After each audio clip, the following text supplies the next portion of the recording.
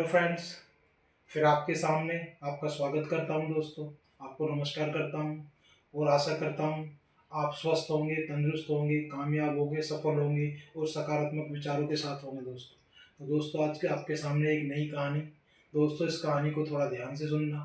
ये कहानी है किसी के विश्वास की, जीतने की जिद की, प्रेरणा की दोस्तों, और सफलता प्राप्त करने की दोस्तों, और ऊपर वाले की मेहनत और लगन और उसके जीतने की क्षमता देने की दोस्तों ये कहानी है विल्मा रुडॉल्फ की।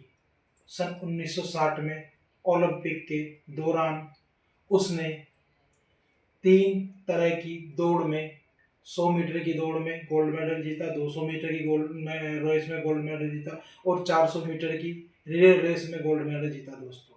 और उसने उस टाइम की धावक जत्था हुसैन को हराया था दोस्तों। तो दोस्तों, मैं आज बताना चाहूँगा कि ये कहानी कैसे इतिहास बनी और ये महिला ने कैसे अपने आप को तैयार किया, अपने आप को रेस के काबिल किया, ओलंपिक में गई और दौड़ जीती दोस्तों।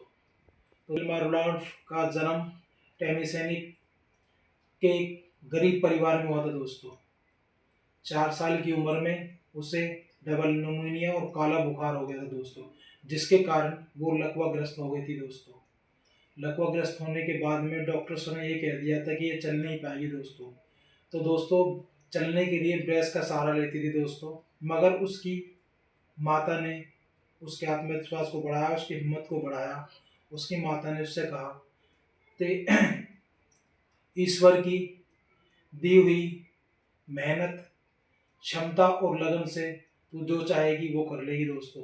तो तब उसने अपनी माता को अपनी इच्छा बताई कि मैं इस दुनिया की सबसे तेज धावक बनना चाहती हूँ, रनर बनना चाहती हूँ दोस्तों। तो दोस्तों, यहाँ से वो कहानी शुरू होती है और उसने इस कहानी में अपने आप को कैसे कामयाब किया, कैसे सफल किया, उसके बारे में बताना चाहता हूँ। तो दोस्तों, मैं आपको ध्यान देना चाहता हूँ, उसकी माता ने कहा ईश्वर की दी हुई मेहनत, क्षमता और लगन दोस्तों। तो दोस्तों, ईश्वर हर किसी को देता है इसे, हमें इसका ज्ञान, ध्यान और कैसे इसे इस्तेमाल करना है इसको देखना, सोचना। तो दोस्तों, ये भी ध्यान देना, ईश्वर की दी हुई मेहनत, क्षमता और लगन दोस्तों। उसने 9 साल की उम्र में उस ब्रेस को खोल दिया और उसने चलने की तैयारी शुरू की। तो डॉक्टर ने कहा कि एक कदम भी नहीं चल पाएगी दोस्तों। तो दोस्तों, 9 साल के बाद उसने ब्रेस के सहारा छोड़ दिया और उसने फिर 13 साल की उम्र में दौड़ना शुरू कर दिया दोस्तों। 13 साल की उम्र में उसने ओलंपिक की रेस में पहली बार भाग लिया दोस्तों, जिस रेस में वो सबसे पीछे आए दोस्तों। मगर फिर भी जब तक 1 बार, 2 बार, 3 बार, 4 बार, जब तक उसने अपने आप को उस रेस में फर्स्ट नहीं ले आई, तब तक वो कोशिश करती रही दोस्तों। और दोस्तों, इसके बाद वो टेनेसी स्टेट ओलंपिक में गई और वहाँ पर उसकी मुलाकात दोस्तों उसके कोच एडन एप्पल से हुई दोस्तों। एडन एप्पल उसके कोच थे। उससे विल्मा रुडॉल्फ की मुलाकात हुई। उसने उसको अपनी इच्छा बताई दोस्तों।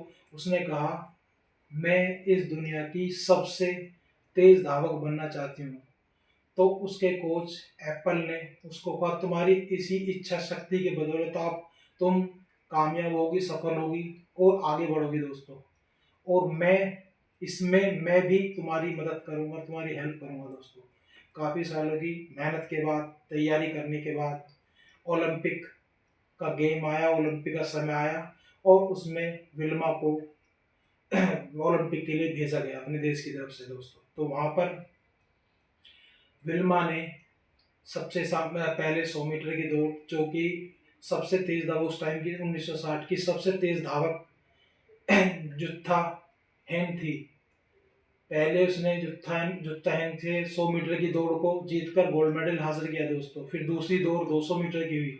दूसरी दौड़ में भी विल्मा ने जुत्था हेन को हराकर दूसरा गोल्ड मेडल हासिल किया दोस्तों। तीसरी दौड़ 400 मीटर की थी। 400 मीटर की रिले रेस थी। उसमें रिले रेस में ये होता है दोस्तों, उसके सबसे आखिरी भाग में जो टीम का सबसे तेज धावक होता है उसको दौड़ना पड़ता है दोस्तों। तो विल्मा की टीम ने उसकी रिले रेस की तैयारी की और उसके टीम के तीन सदस्यों ने उस रेस के रिले रेस के पार्टों को पूरा कर लिया और उन्होंने इजीली वो उसके हाथ में जो झंडी या बैल होती है वो आराम से ले ली। मगर जब रिल्मा विल्मा का नंबर आया, उसका चांस आया दोस्तों, तो उसके हाथ से वो बैल गिर गई, वो झंडी गिर गई दोस्तों। उसके बाद उसने देखा कि जत्था हैन काफी तेज दौड़कर उससे आगे निकल गई है दोस्तों।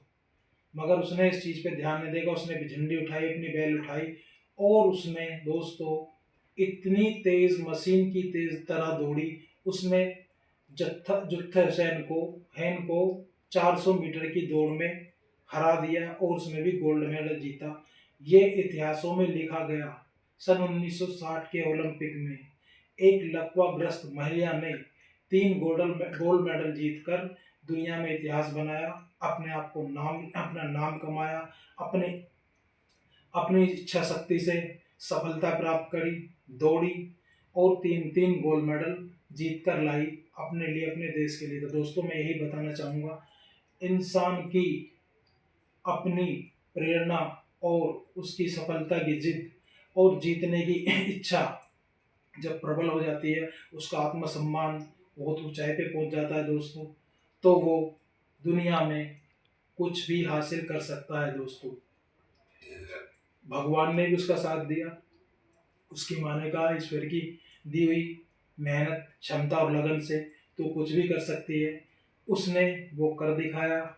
उसके कोच ने, एडन एप्पल ने उसको प्रोत्साहित किया, उसे ट्रेन किया, उसे दिशा दिखाई, दिशा दिशा उसने ली, लक्ष्य को अपने उसने केंद्रित किया और उस लक्ष्य को उसने पाकर ये दिखा दिया कि वो लकवाग्रस्त होकर, उससे ठीक होकर, उससे पाकर उसने 3 गोल्ड मेडल 3 रेसों में 100 मीटर की, 200 मीटर की और 400 मीटर की रेस, रिले रेस दोस्तों।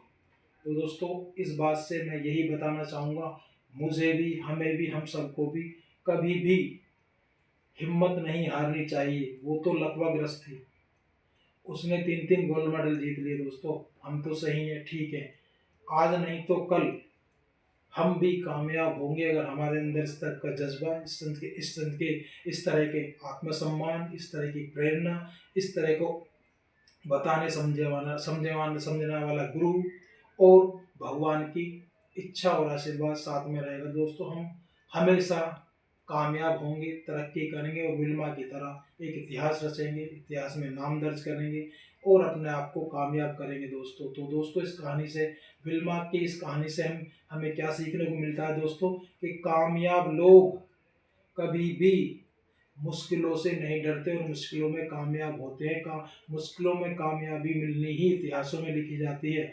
जब जब स्थिति सही हो उस टाइम पे कामयाब हो नहीं माना जाता दोस्तों।